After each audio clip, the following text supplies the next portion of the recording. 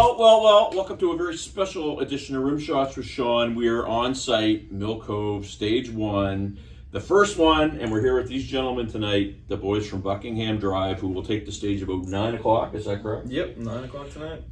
So we did a little exercise beforehand, but we have Julian, we have Chad, we have Sean, who spells his name correctly, and we have James. James, that's right. And obviously you'll get to know these guys as the summer rolls on, but we'll start with you, Julian. So you guys have been playing quite a bit. You started out your fairly new band. Yeah, we've been playing, May 20th we played a show, and it was our 2-year gig anniversary. So we've been playing for 2 years in like 5 days. So a lot of times you guys might know this, but 2 years, a lot of bands don't even make 2 years. Yeah,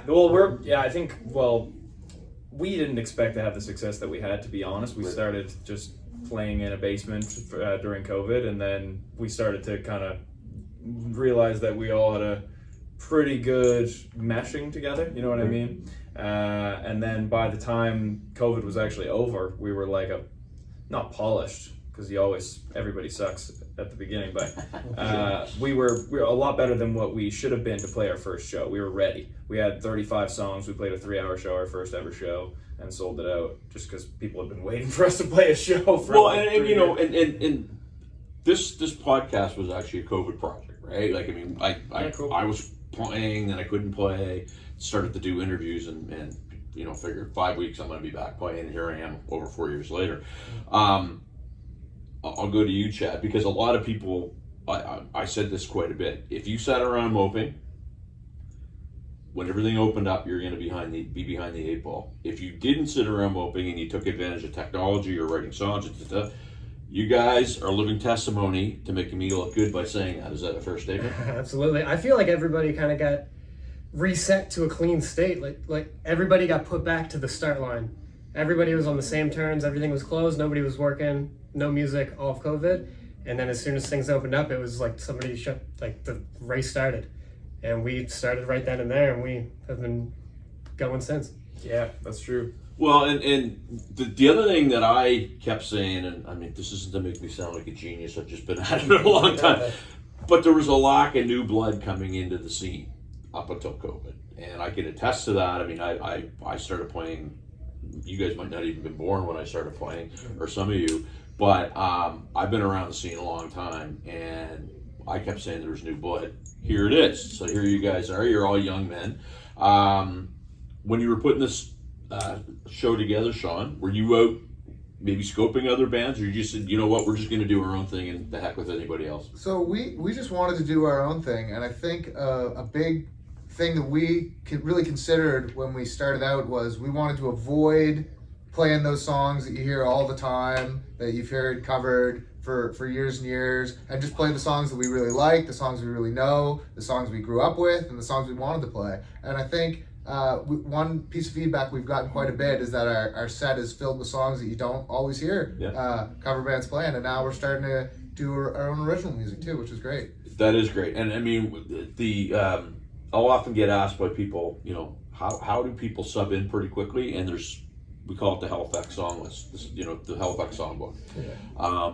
A lot of bands don't rehearse because, hey, everybody knows the tunes. You show up and you do the Sweet Carolines and this and that and the other thing. You guys are probably doing some of that, but I mean, rip off a couple of tunes, and nobody steals stuff. Go find your own stuff, but rip off a couple of tunes. Too late. You guys, Too late for that. Well, hey, we'll get to that in a second, but some stuff that you guys might do that. I would say a lot of good stuff that we play. I like that people go crazy for. We like Bright Sides. We play some Finger 11 tunes. A lot of country hits like Carrie Underwood. I can't think of anything else now. We're on the spot. Green Day. We just Green like Day, days. I mean, we do wide variety is the main thing that we do. A lot of bands they'll stick to one, like more rocky or more alternative or lone country, but we try to open our variety and kind of get all the tunes in one shot, one night. Yeah, we decided really early on that we were like, no genre. We didn't want to do any genre, any specific genre. We were just like, let's look at songs, whether they're new or old, that we all love, and generally people from the age of 20 to 55 plus are gonna know. Like, so everyone's gonna know it, but it's still like And then the next factor was, is this covered all the time? And if the answer is yes, then we don't do it. Like there's a couple songs, and I mean like under 4 that you know, before we started, we had ever seen anyone cover in the city. And we have 50 songs. So that's and I want to touch on that. Maybe. I want to touch. Man, keep bringing the number up, man. They're raising the bar here. It's great. So it's Rimshots are showing here down at Mill Cove, Stage 1, the very first podcast. Which, just so you guys know, you're going to see me doing this quite a bit down here. We struck a partnership with these guys. Come down, check. This room is unreal. Great sound, great vibe. It's in Bedford, which isn't the end of the earth. Trust me. There's lots of parking and all kinds of good stuff. Food's fantastic. Staff's even better.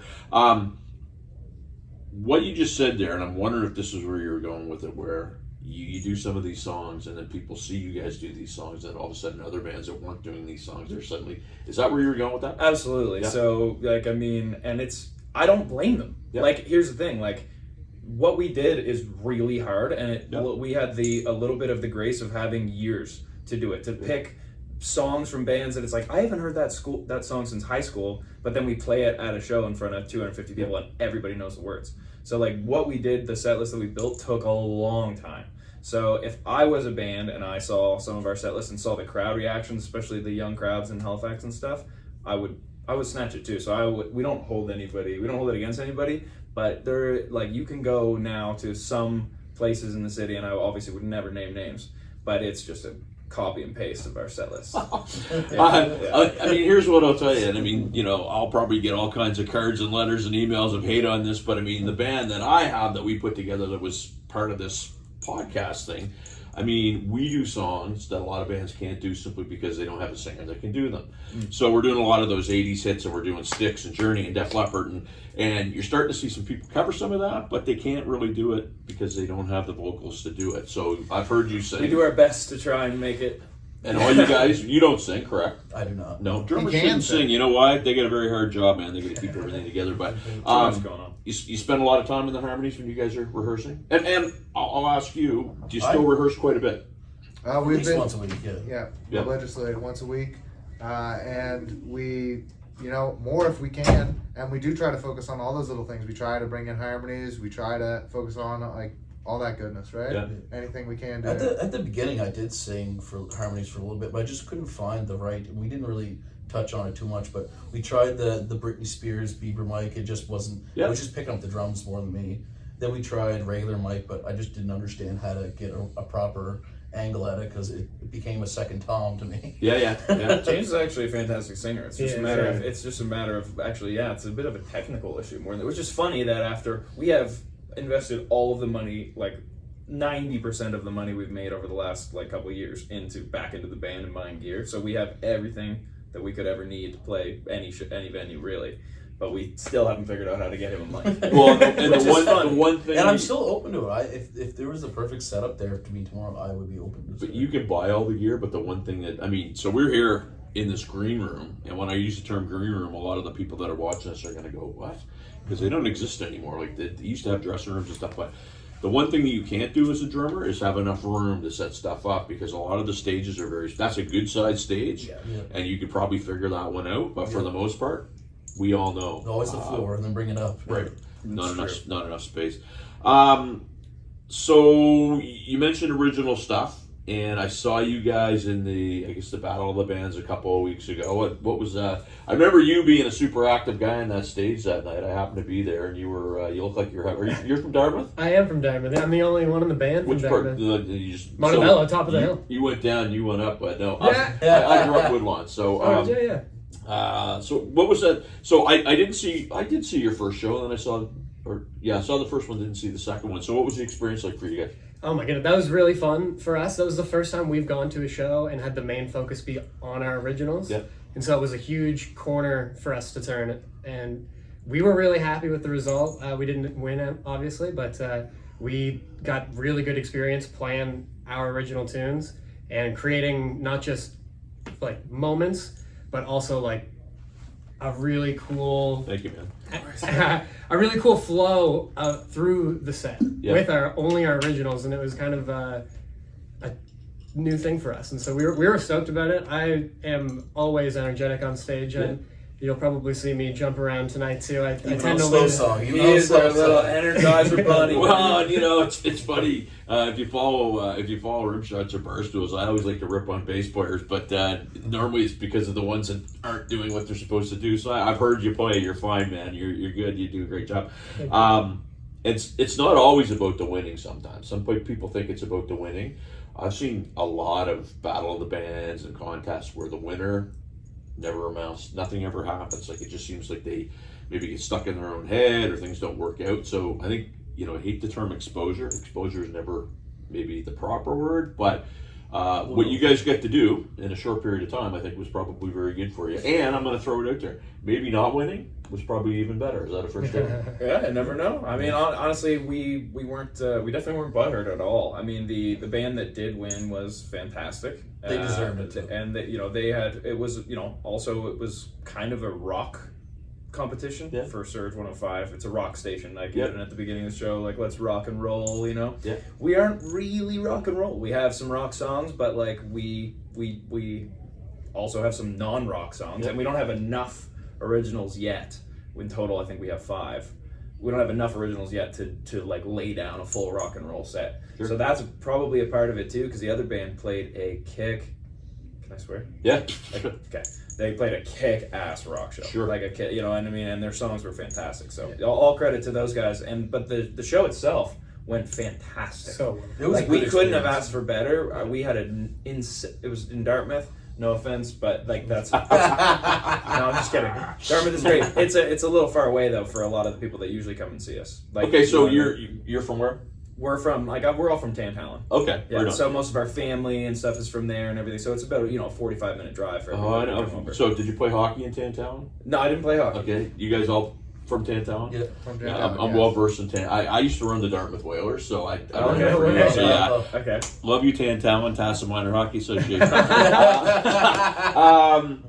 So you guys, full slate this summer. What do you got on the go? You got any festivals? You doing concerts? Clubs? Like what's up? Yeah, so we have a bit of a lull. I'm going away for pretty much the whole month of June. But then when we come back, we'll hit the ground running. And we've got a show coming up at Roxbury. We'll have some shows at Ale House. We're doing Canada Day at the basement of the shoe shop. We're going to do August Long Weekend at the Economy Shoe Shop. So we have probably, if you include this one, we have probably 8 shows for the rest of the summer within 2 months. So it's That's 4 a good shows. amount. That's a show every week. And I mean, I will add, and you'll feel exactly what I'm throwing out here. But as a drummer, Yes. Halifax isn't the easiest place to be a drummer. And some will argue drummers are not musicians, and I will say, hey, fight me, because that's not true. But playing Dartmouth, there's more opportunity in Dartmouth. So the fact that you guys have full band stuff going on it speaks volumes, because it's getting harder and harder to do that. It is. We got our first gig coming up, I think, next week too. Yeah, we In also. our hometown, our area. It's Where are you playing? We're at the Shore Club. Yep. Oh, I forgot to our mention dream that. gig. Yeah, So the Shore Club. That's been It's one our since first the very Saturday night beginning. Because there. we're 3, obviously, as you said, we're from Tantallon. So Yeah. we're 3 John A. boys. Yeah. The Shore Club it's That was our notorious spot. across the province, Yeah. but as a John A. person, Yeah. that is the dream show. And we're finally headlining a Saturday night, on June 1st. Yeah. So that is huge. Well, it's for great. us. Congrats, boys. That'll be, and I mean, it's always fun to, when I first got into it, I went to play the Misty Moon and the Crazy Horse, and places you probably only heard about, but and I get to play some really cool shows there. So I get that, man. When you get that win, and it's take it in, but get another one. Awesome. Yeah, you know how it works, right? Yeah. You ask them for the next show, the night you're done. None of this will call you back. So I guess we'll go across here, and just one last thing. Anybody you want to give a shout out to? I like to give a shout out to Sean's dad, Kevin Meyer. He's the OG. He got me drumming. He kept me on the kit my whole life. So Nice. Kevin's my boy. Love you, Kev. To expand on that, I also got to give a shout out to both my parents. First of all, my dad. He's been a drummer in a band my whole life. And What's your dad's name? Kevin Meyer. He plays in Hog the Covers. Okay. And so set the example for me to want to become a gigging musician. And he and my mom, Allison, have been just so supportive so amazing. They make us dinner. They have us over to their house once a week to practice. They facilitate it. They come to all our shows. We couldn't be doing this without them. Awesome. And I think I know your dad. I'm fairly certain I do. Man, all credit to Kevin Meyer. That guy puts He up is the man. with too much. I can't Yeah. believe he does it. But I got to give a shout out to my good friend Lukey Chason, who kind of showed me how to start playing music when I was like 20 years old, and how to incorporate music into my lifestyle, because I didn't really take the time to learn before then. Luke is the man. Yeah. Okay, well, first, I mean, I do have to say the Myers, because quite literally, so Sean's parents, Allison and Kevin, if it weren't for them, none of this would have happened. Yeah. None of it. Like, there would be no band, there would be no Buckingham Drive. Chad would never have come from Dartmouth to hang out with us in Tantallon. It would have never happened. So those guys, that's one. Just kidding. But to be original and do something else, I'll just shout out Neil too, who manages for Grafton Connor. Neil is a fantastic guy, and I like that he is trying to boost the music scene in Halifax by getting involved with bands, full bands, and getting them in. Opening Roxbury Live was a cool move. Having this place going now is a cool move. So shout out to Neil for that, and shout out to you, man. Well, and I will double down on that, because when Neil approached me, he had a vision for that, and I will say that one of the things when I met with these guys, because we want to have this podcast and have the partnership, and he mentioned the fact that he liked you guys, and I heard you guys at the Roxbury a little bit, and I will say this, and this is no BS, because I don't do that. I was always saying that the next wave has to come, right? Like, the guys that I grew up listening to, they were always like, when's the next wave? And when's the next wave?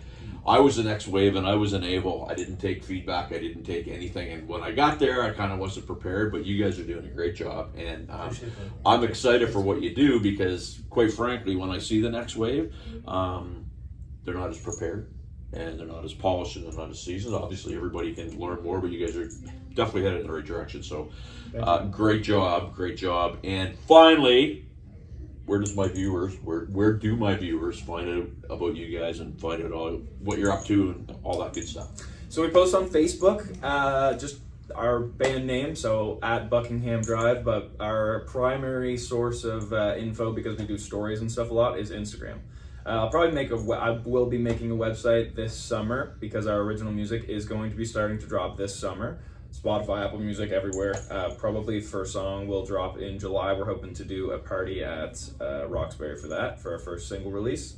But yeah, so right now at Buckingham Drive on Instagram, and then I think all of our Instagrams are just our names. Yep. So if you heard how we spelled them at the beginning. Yeah, we will get that, and we'll have them flashing over here. And I will say, is we're going to end with this. Grafton Connor is doing a fantastic job of bringing live music. 4 years ago, I can't believe it was rough, man. And then when everything opened back up again, I don't know if you guys were out there experiencing when you could have 20 people in a bar and you can only go to 11 o'clock. Yeah. And one performer at a time. Right. And, and all kinds of weird stuff, and no communication, and terrible communication. They've been doing a great job, Neil, Andrew, and the team here at Stage 1 Mill Cove. And check out the Roxbury, which is right downtown. We all know parking in Halifax is terrible, but the venues are great, so support the venues despite all that. And what we want to do is we want to get you guys out to see these guys. If you can make it out, well, you won't see this in time for this show, but go and check them out. And stay tuned to Rimshots with Sean. We're on Eastland Community TV. We're on Rock Rage Radio right around the world. And, of course, we're on our YouTube channel. So we'll see you next time. Rimshots with Sean! Woo!